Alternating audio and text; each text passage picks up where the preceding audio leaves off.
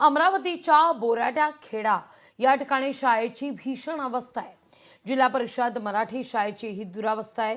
पहिली ते पाचवी करता फक्त एकच शिक्षक आहेत। 2 शिक्षकांची नियुक्ती असताना 5 वर्गाकरता एकच शिक्षक आहेत। या ठिकाणी वर्ग खोली अतिशय जीर्ण अवस्थेत आहेत। एकाच वर्गात 5ही वर्गाच्या विद्यार्थ्यांना चक्क एकत्रित आणत 38 विद्यार्थी शिक्षण घेत आहेत। ती वर्गखोली अतिशय जीर्ण आहे। वर्गात ब्लॅक बोर्ड सुद्धा तुटलेला आहे। याकडे मात्र अमरावती जिल्हा परिषद दुर्लक्ष करत असल्याची माहिती समोर येते। त्या सगळ्याचा आढावा घेतला आपले प्रतिनिधी सूरज दहाट यांनी। राज्यात एकीकडे मराठी भाषेसाठी सर्वत्र रान उठवलं जात आहे, मात्र आपण जर पाहिलं तर राज्यातील आणि खास करून अमरावती जिल्ह्यातील मेळघाटातील मराठी शाळेची काय अवस्था आहे हे मी तुम्हाला दाखवणार आहे।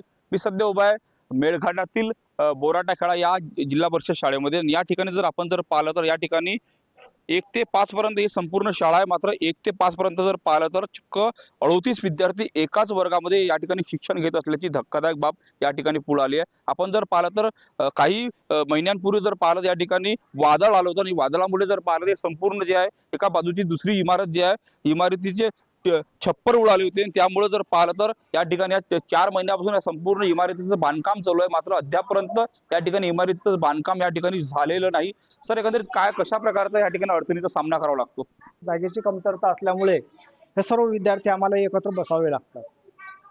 जवळपास रूम ही मागील उन्हाळ्यापासून म्हणजे मार्च महिन्यापासून सुरू झाली, मात्र ती खूप संत गतीने असल्यामुळे आजपर्यंत ती व्हायला पाहिजे होती कंप्लीट, पण ते न झाल्यामुळे आम्हाला सर्व विद्यार्थी एकत्र एकाच रूममध्ये बसवावे लागत आहे। आणि दुसरा शिक्षक इथे मागील नोव्हेंबरमध्ये रिटायर झाले, तेव्हापासून इथे शिक्षक आलेला नाही। बदलीमध्ये सुद्धा इथं जागा रिक्त होती, मात्र कुणीही ही शाळा न घेतल्यामुळे इथे दुसरा शिक्षक आलेला नाही।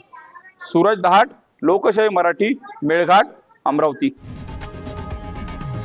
लोकशाही मराठी ऐका, पहा, जागरूक रहा।